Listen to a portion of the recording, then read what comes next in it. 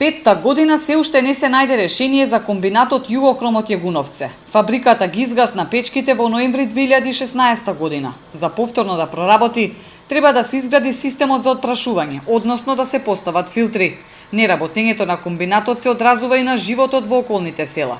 Улиците се празни, младите се повеќе се иселуваат, оти нема работа. Само повторното отворање на Југохром може да го заживее овој крај, велат мештаните.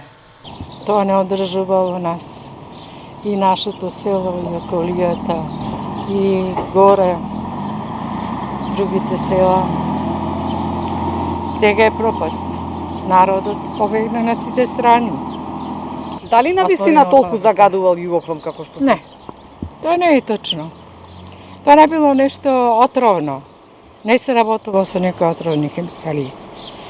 Него нешто некому може притребало да пропадне фабриката и така заврши. Помладите некој негде работа, некои генерација мои што се приближно станале без работа.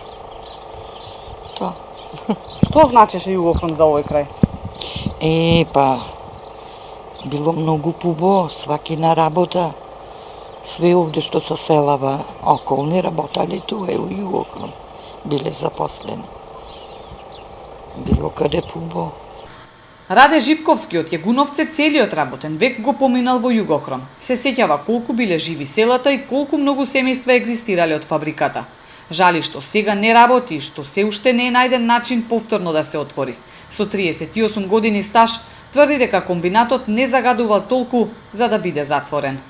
Не загадувала, само прашина што паѓало, али не било штетно. Прашината не е штетна, ама те надвор, двор да искочиш, алишта пружиш, берба ти напре прашина паѓа. Затоа филтри да има, инаку не е што ќе загади. Она топилница на кварц, кварцна руда, знаеш што е тоа. И тоа не е отровно. И порано и хромна руда, наша и хромната руда не е отровна. Така да било стварно, имало 2000 вработени. 2000 семејства јале од таа фабрика. Чак од Германија и од Америка се враќаја луѓе да работиат тука.